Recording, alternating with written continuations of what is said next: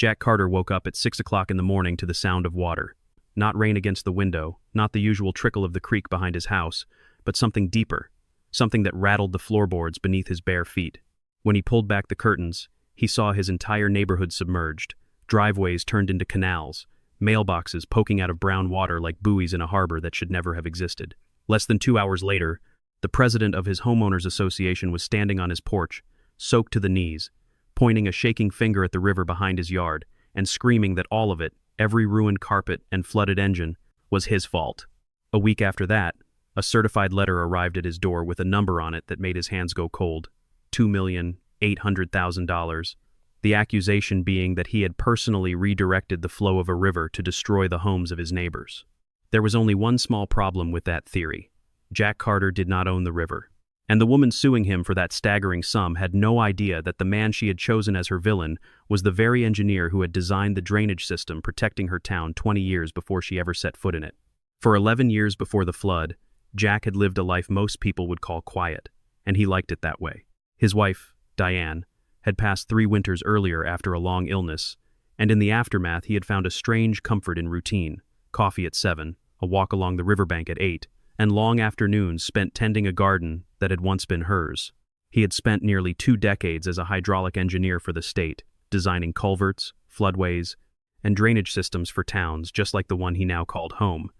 though almost none of his neighbors knew that about him. To them, he was simply the retired man with the neat lawn and the small aluminum kayak parked beside his shed, a man who waved politely at block parties and rarely said more than he needed to. He kept his professional life folded away like an old photograph, not out of secrecy, but because grief had taught him that some parts of a person are better carried quietly than displayed. The Homeowners Association, however, did not share his taste for quiet. Under the leadership of a woman named Karen Blake, the association had become something closer to a small kingdom, complete with rules that shifted according to her mood and enforcement, that always seemed to land hardest on the people who annoyed her most. Karen had moved into the neighborhood 6 years earlier with her husband, a real estate developer who traveled often, and she had filled the empty hours of his absence by inserting herself into every committee, every board seat, and eventually every decision that touched the community. She ran unopposed for president in her second year, mostly because no one else wanted the headache, and from that point forward the rulebook of the association became, in practice, an extension of her personality. Jack had run afoul of her more than once, though never through any real fault of his own. He had been fined for the color of his fence. A shade of gray, the board decided, was 2 tones too dark for the approved palette, despite the fact that he had matched it directly to a sample provided by the very same board a year earlier. He had been cited for storing his kayak visibly beside his shed, an infraction Karen described in a formal letter as creating an unsightly and unauthorized structure, though the boat was smaller than most people's garden hoses. When he tried to plant native grasses along the riverbank, the kind that held soil in place and reduced erosion, Karen personally visited his property to inform him that non-ornamental vegetation was prohibited under Section 14 of the Community Guidelines, a section Jack was fairly certain she had invented on the spot. Each time, Jack paid the fine, wrote the polite email, and adjusted his life accordingly. Not because he agreed, but because he had learned that arguing with Karen Blake cost more energy than it was worth. There had been one particular afternoon, nearly 2 years before the flood, when Karen appeared unannounced at his fence line holding a clipboard and a tape measure, insisting on documenting the exact height of his hedges for what she called a routine compliance audit, though Jack later learned no such audit had been authorized by the rest of the board. He had offered her a glass of lemonade that day, more out of habit than warmth, and she had declined it curtly, informing him instead that his mailbox post appeared to lean 1 degree past the association's acceptable tolerance. Jack straightened the post the following weekend without complaint, the same way he handled every other demand that landed on his doorstep, quietly, efficiently, and without ever giving Karen the satisfaction of an argument she could repeat at the next meeting. His neighbors watched this pattern repeat itself for years and generally agreed, in hushed tones over fences and mailboxes, that the man was remarkably patient, perhaps too patient for his own good. That patience was still intact on the Tuesday afternoon when the local news anchor interrupted regular programming to warn that a storm system unlike anything the region had seen in nearly 40 years was moving in from the west, carrying with it the kind of rainfall totals meteorologists used words like historic and unprecedented to describe. Jack listened to the broadcast standing in his kitchen, a mug of coffee cooling in his hand, and felt an old, familiar unease stir somewhere behind his ribs, the specific unease of a man who had spent half his career calculating exactly how much water a town could survive before it stopped being able to breathe. The rain began on Thursday night, and it did not stop. It fell in sheets that turned streetlights into halos and gutters into small rivers of their own, and it kept falling through Friday night, relentless and indifferent to the town beneath it. High in the mountains above the valley, a winter's worth of snowpack that had been holding steady for months began to give way all at once under the combined assault of warm rain and rising temperatures, sending meltwater cascading down slopes that had never been designed to carry so much at once. By Saturday morning, the river that ran behind Jack's property, ordinarily a gentle, almost decorative feature of the neighborhood, had swollen into something unrecognizable, brown and violent, and climbing steadily up its banks with every passing hour. The old earthen levee at the northern edge of the development had been built decades before any of the current residents arrived. Constructed as a modest barrier against seasonal high water and never intended to withstand a flood of this magnitude.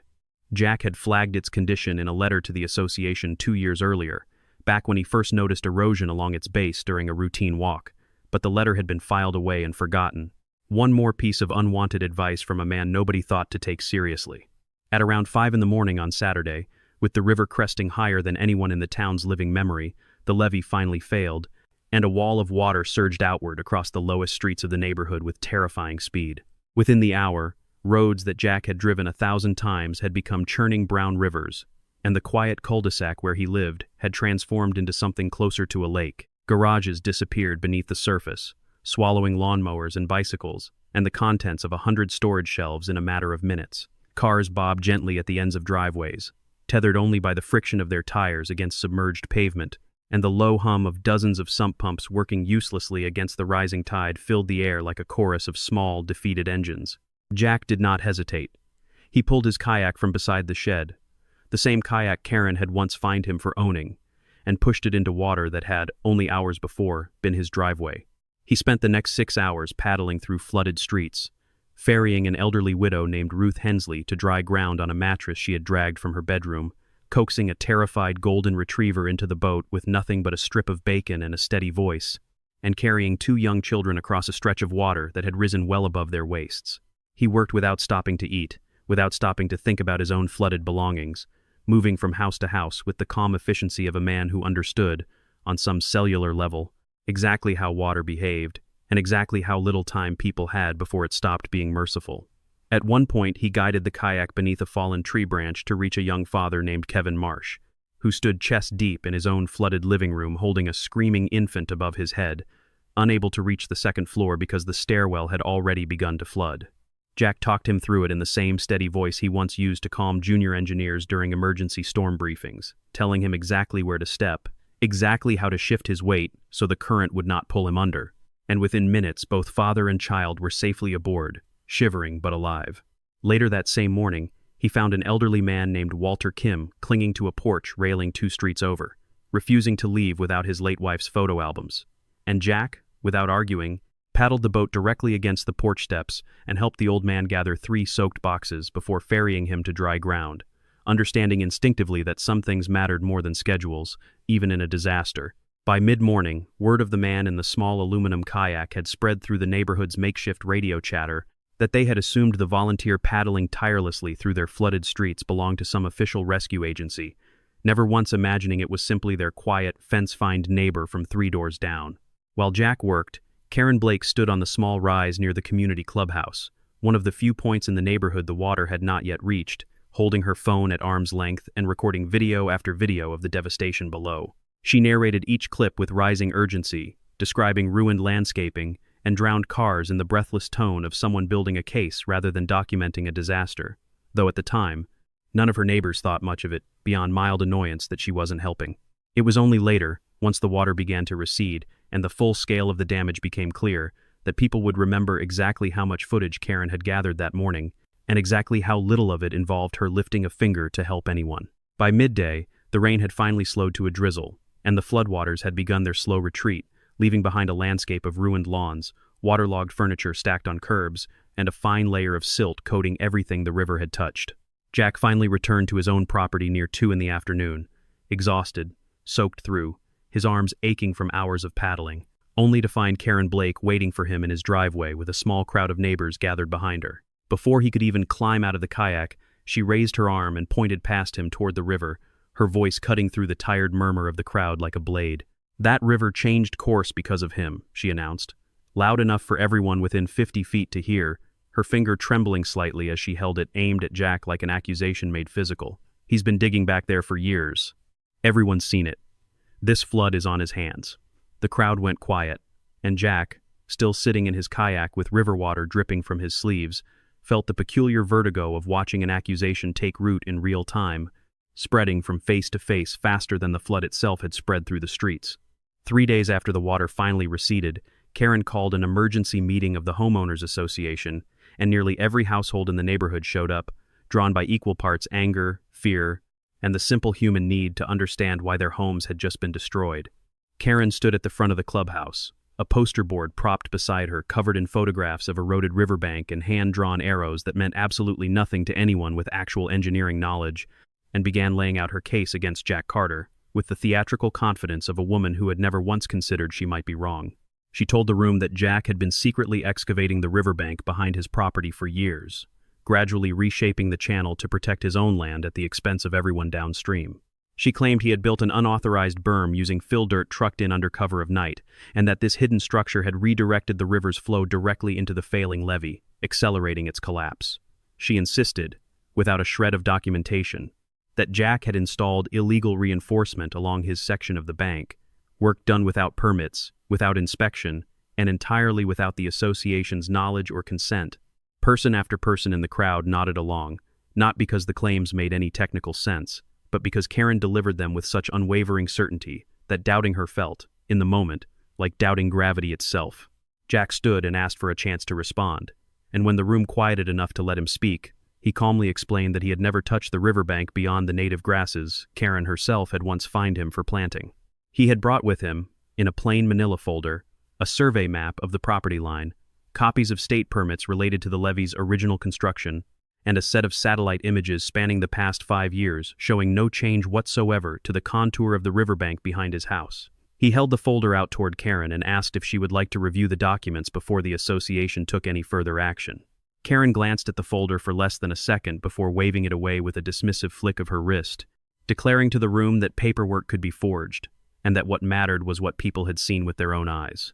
A retired schoolteacher named Robert Feeney raised his hand near the back of the room and asked, in a hesitant voice, whether the association had consulted any actual engineer before drawing these conclusions, and Karen answered smoothly that she had spoken with several contractors who agreed with her assessment, though she offered no names and no one thought to press her for them in the moment. A younger resident, a nurse named Angela Ruiz, who had moved in only the previous summer, pointed out that she had personally seen Jack out at dawn most mornings for the past year, simply walking the bank with a notebook, never once with a shovel or a truck of filled dirt. But her observation was drowned out by the louder murmur of neighbors, eager for someone, anyone, to be held accountable for what they had lost. By the end of the meeting, worn down by exhaustion, fear, and Karen's relentless certainty, the association voted to formally demand that Jack Carter cover the cost of neighborhood repairs, a figure that, at the time, no one had bothered to calculate with any precision. Jack walked home alone that evening through streets still lined with ruined furniture and torn-up carpet, past neighbors who wouldn't quite meet his eyes, and told himself, not for the first time in his life, that the truth would eventually surface if he simply stayed patient and let the facts speak. He did not yet know how expensive that patience was about to become. 3 days later, a certified letter arrived at his door, and when he opened it, he found himself named as the sole defendant in a lawsuit demanding $2,800,000 in damages. The lawsuit, when Jack finally read through its full 40 pages at his kitchen table, was more sweeping than he had imagined possible. It accused him of causing catastrophic property damage across the neighborhood, of diminishing the resale value of every home along the affected streets, of forcing the town to undertake emergency road repairs, and of necessitating a complete overhaul of the community's storm drainage infrastructure, all of it, according to the filing, a direct consequence of his supposed manipulation of the river. The suit had been filed on behalf of the Homeowners Association as a body, with Karen Blake listed as the authorized representative, and it named a dollar figure so large that Jack found himself reading it 3 times before the number fully registered. Within days, Karen had taken her campaign to local television, appearing on the evening news in a blazer that looked freshly pressed for the occasion, describing herself as a protector of her community standing up against reckless individual behavior. She spoke directly into the camera with the practiced confidence of someone who had rehearsed her lines in a mirror, declaring that the homeowners association would not rest until every family harmed by the flood received full compensation, and that she personally guaranteed they would win. Watching the broadcast from his living room, Jack felt something shift inside him, not panic exactly, but a quiet, cold recognition that this had stopped being a misunderstanding and had become something closer to a war, one he had not chosen but would now have to fight. In the days after the broadcast aired, Jack noticed a change in the neighborhood that felt almost physical, a coolness that followed him from the mailbox to the grocery store. Neighbors who once waved, now suddenly absorbed in their phones or their own front doors whenever he passed. A local newspaper reporter even called his house one evening, asking if he wanted to comment on what she described as growing community outrage, and Jack, still processing the sheer size of the number printed on his lawsuit, declined politely and hung up the phone with hands that were not entirely steady. He sat that night at his kitchen table, with the 40-page complaint spread out in front of him, reading through accusation after accusation, and felt, for the first time since Diane's passing, the particular loneliness of being blamed for something he had spent his entire career trying to prevent. He called a lawyer the next morning, a woman named Melissa Grant, who had been recommended by a former colleague from his engineering days, someone who specialized in property disputes and had, according to that same colleague, a reputation for dismantling weak lawsuits with surgical precision. Melissa met him at her small downtown office 2 days later, and Jack watched her expression shift as she worked her way through the association's filing, her pen slowing, then stopping altogether somewhere around page 12. She looked up at him and said, with the flat calm of someone who had seen 100 bad lawsuits but rarely one built on quite this little substance, that the complaint was riddled with contradictions, vague accusations stacked on top of one another with almost no supporting evidence, dollar figures pulled from thin air and never once tied to an actual appraisal or engineering assessment. She asked him a series of pointed questions about his background, and Jack, for the first time in years, found himself explaining in detail the 2 decades he had spent designing flood control systems for the state, the drainage networks he had engineered, the culverts he had calculated down to the gallon, the towns he had helped protect from exactly this kind of disaster. Melissa listened without interrupting, and when he finished, she set down her pen entirely and asked him a single question that would end up reshaping the entire case. Did he still have any of his old records from those projects? Anything documenting the specific systems he had designed in this particular region? Jack thought for a long moment, picturing the boxes stacked in the back corner of his garage, untouched since he had retired, and then he smiled for the first time in what felt like weeks. The following weekend, Jack led Melissa into his garage and began pulling down a series of water-stained cardboard boxes he hadn't opened in nearly a decade, boxes that still carried the faint smell of old blueprint paper and the particular dust of forgotten projects. Inside, carefully preserved in plastic sleeves he had insisted on using even back then, were the original design schematics for the town's drainage network, complete with his own handwritten calculations in the margins, stamped and approved by the State Engineering Board more than 20 years earlier. There were geological survey reports from the original construction period, detailing soil composition and water table depth along the exact riverbank Karen claimed he had illegally altered. There were federal permits establishing the river as a navigable waterway under state and federal jurisdiction, meaning no private citizen could legally claim ownership or authority over its course, even if they had wanted to. There were archived FEMA flood zone maps from 3 separate decades, each one showing the same natural floodplain boundaries, undisturbed by any human interference. And tucked into a manila envelope at the bottom of the last box, there was a full decade's worth of satellite imagery Jack had collected purely out of professional habit. Images that showed, in unmistakable detail, that the riverbank behind his house had not shifted so much as a foot in 20 years. Melissa sat on an overturned bucket in the middle of the garage, sorting through the documents with the focused intensity of someone realizing they were holding something far more valuable than she had expected. She looked up at Jack and told him, with something close to disbelief in her voice, that he wasn't just a homeowner defending himself against a bad lawsuit, he was the original architect of the very system the association was accusing him of destroying. Karen Blake, in her rush to find someone to blame, had unknowingly chosen to sue the one man in the entire town who could prove, beyond any reasonable doubt, exactly how the flood had actually happened and exactly whose failures had made it worse. Melissa gathered the documents into careful stacks, her mind already racing ahead to depositions and expert testimony, and told Jack that she needed a few more days to run one particular line of research before their next meeting.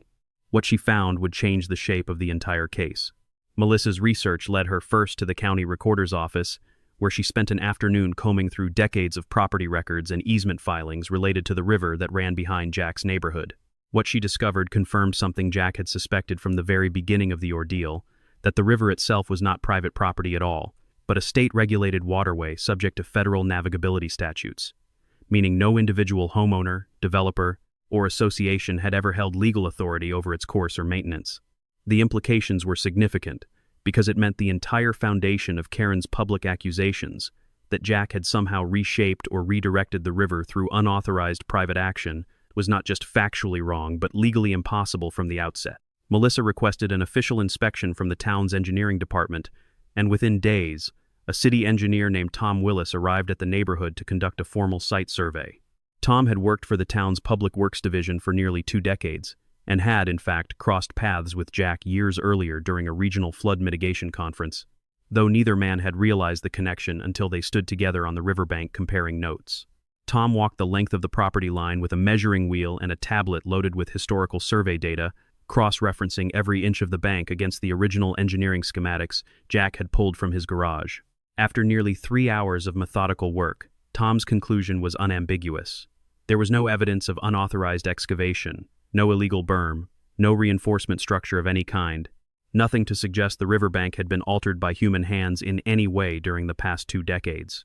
At the same time, Melissa filed a formal request for the Federal Disaster Assessment Report that FEMA had begun compiling in the days following the flood, and when the completed document finally arrived, its conclusions read almost like a rebuttal written specifically for the courtroom. The report identified 2 primary causes for the scale of the disaster: an unprecedented rainfall event compounded by rapid snowmelt, and a critical failure in stormwater infrastructure maintenance, specifically referencing corroded and undersized culverts within the Homeowners Association's jurisdiction that had not been cleared or inspected in years. Nowhere in the 60-page federal assessment was there a single mention of altered riverbanks, unauthorized construction, or any individual homeowner's private actions contributing to the flood. As word of the FEMA report and the city engineer's findings began circulating through the neighborhood,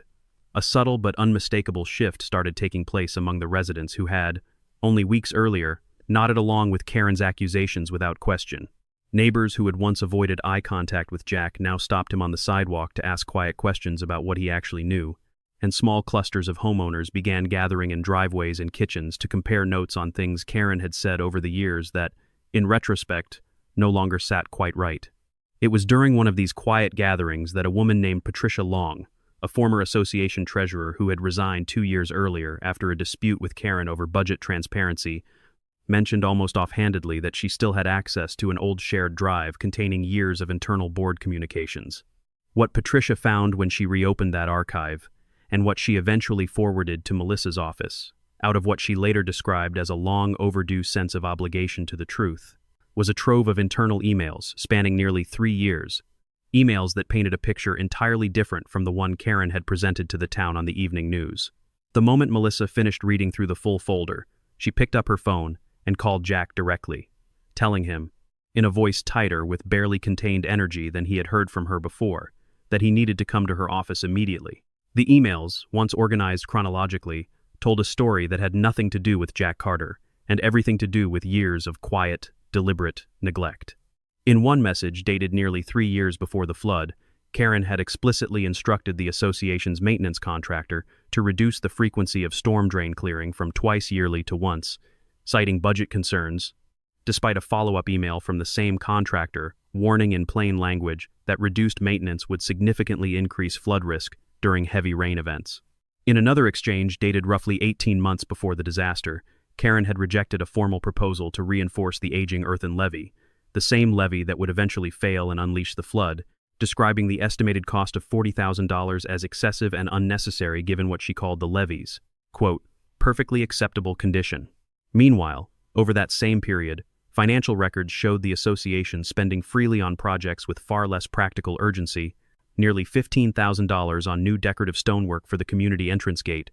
another $8,000 on an ornamental fountain installed outside the clubhouse, and several thousand more on updated signage bearing the association's newly redesigned logo, a project Karen had personally championed and repeatedly described in meeting minutes as, quote, essential to the community's image. Buried among the financial records was a particularly damning message from Tom Willis himself, sent in his capacity as a consulting engineer nearly 2 years before the flood, warning the board in explicit terms that the aging drainage infrastructure would likely fail catastrophically in the event of a major storm, and that continued deferred maintenance represented what he called a serious and growing liability for the entire community. Karen's only recorded response to that warning, forwarded to no one and acted upon by no one, was a single line dismissing the concern as overly cautious and unnecessarily alarmist. Patricia Long, when Melissa called to thank her formally for coming forward, explained quietly that she had spent 2 years telling herself the archive was none of her business anymore,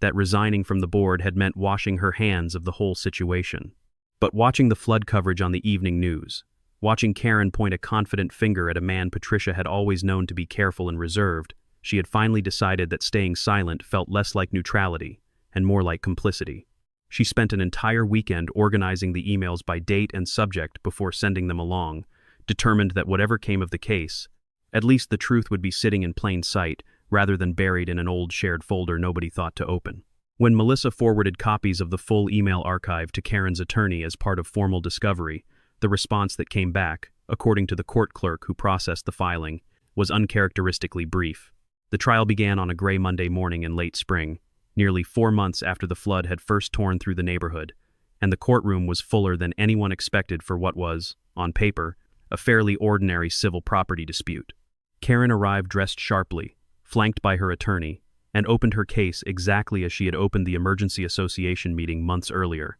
insisting with unwavering confidence that Jack Carter had exercised unauthorized control over the river behind his home and had used that control to devastating effect. When her attorney asked her directly, under oath, who she believed actually owned the river in question, Karen answered without a moment's hesitation that the river belonged to Jack, that it ran through his property and therefore fell entirely under his authority and responsibility. Melissa rose for cross-examination and asked Karen to repeat that claim for the record, and Karen did so, her voice steady, apparently unaware of the trap quietly closing around her own testimony. Melissa then submitted into evidence the county's official parcel maps, showing the river corridor clearly designated as a separate, publicly held right-of-way, entirely outside the boundaries of Jack's private property line. She followed with the state's water rights registry, confirming the river's classification as a regulated public waterway under both state and federal jurisdiction, and finally, with a formal letter from the state's Natural Resources Department explicitly stating that no private citizen held or could hold ownership authority over the river's course. Judge Eleanor Brooks, a woman known throughout the county for her measured patience and her even lower tolerance for weakly supported claims, studied the documents for a long moment before addressing the courtroom directly. She stated plainly, for the record, that the river in question was public property, that it had never belonged to the defendant, and that any claim resting on the assumption of his private ownership or control over its course was, as a matter of established law, without merit. A heavy silence settled over the courtroom, broken only by the faint rustle of Karen's attorney shuffling papers, searching, it seemed, for some remaining foothold in a case that had just lost its central premise. Melissa pressed further, asking Karen whether she had ever, at any point before filing a multi-million-dollar lawsuit, requested an independent engineering assessment of the riverbank in question, and Karen admitted, after a long pause, that she had not, explaining only that she had been confident in her own observations. Melissa then asked whether Karen was aware, at the time she made her public accusations on local television, that the defendant held a professional engineering background directly relevant to river hydrology, and Karen's answer, a quiet and visibly reluctant no, drew a faint, involuntary murmur from the gallery behind her.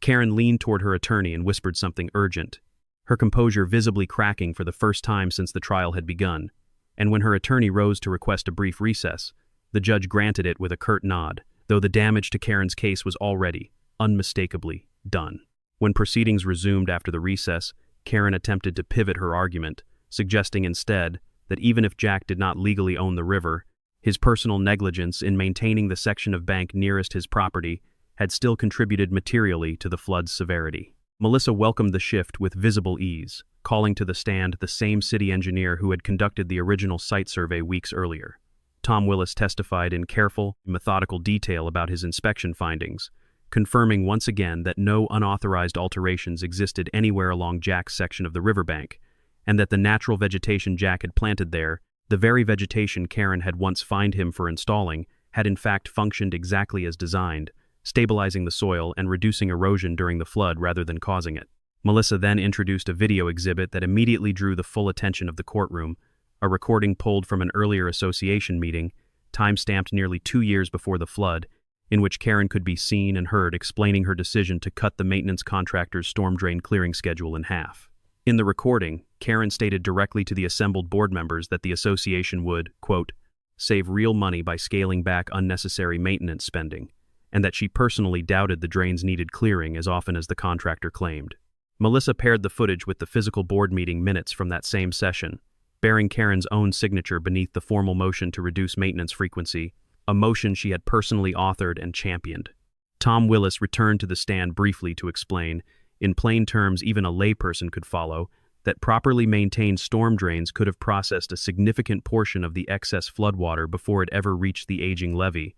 and that the levee itself, had it received the reinforcement work Karen rejected 18 months earlier, would very likely have held even under the historic rainfall the town experienced. Judge Brooks listened to this testimony without interruption, her expression unreadable, occasionally making a brief notation on the papers in front of her. When the afternoon session finally concluded, she informed both parties that she had heard sufficient evidence to reach a determination and that she would deliver her ruling the following morning, a statement that sent Karen out of the courtroom visibly pale and silent for the first time in the entire proceeding. The courtroom was nearly silent the following morning as Judge Brooks took her seat and began reading her ruling in a clear, unhurried voice that carried easily to every corner of the room. She stated, for the official record, that the lawsuit filed by the Homeowners Association against Jack Carter was without legal or factual merit, and that all claims contained within it were formally dismissed in their entirety. She noted specifically that the river at the center of the dispute was, and had always been, public property under state and federal jurisdiction,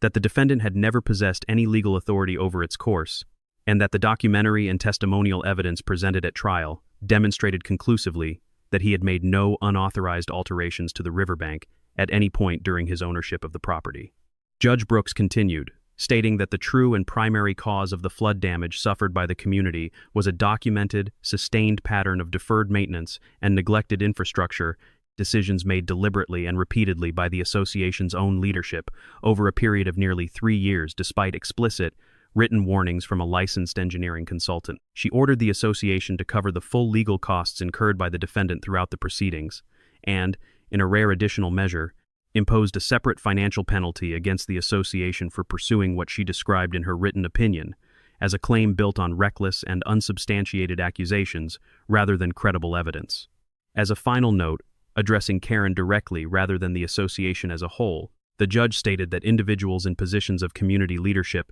carried a heightened responsibility to act on good information rather than convenient blame, and that the record in this case showed a clear and troubling failure of that responsibility. Karen sat motionless as the ruling was read, her attorney beside her offering a few quiet words she did not appear to hear, her earlier composure entirely gone. Outside the courthouse, a small cluster of neighbors who had come to watch the ruling exchanged uneasy glances, the weight of the judge's words settling over them as they began to understand, fully and finally, how badly they had been misled. Robert Feeney, the retired schoolteacher who had once dared to ask an unwelcome question at the emergency meeting, stood near the courthouse steps, shaking his head slowly, telling a neighbor beside him that he wished he had pressed harder that night, instead of letting the room's momentum carry the vote forward. Angela Ruiz said nothing at all, simply crossing the plaza to where Jack stood and offering him a firm, wordless handshake that carried more apology in it than any speech could have managed. Jack, for his part, felt no triumph standing on the courthouse steps that afternoon,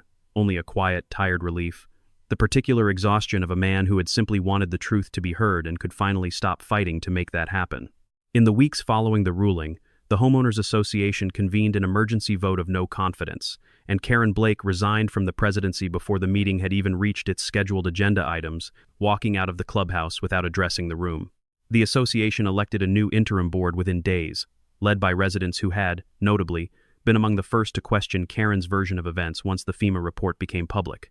One by one, neighbors began approaching Jack in the weeks that followed, some in person, some through handwritten notes left in his mailbox, apologizing for the way they had turned on him in those first chaotic days after the flood, admitting they had let fear and a confident voice do their thinking for them. The town itself formally recognized Jack a few months later, at a modest ceremony held in the same clubhouse where Karen had once accused him in front of the entire community,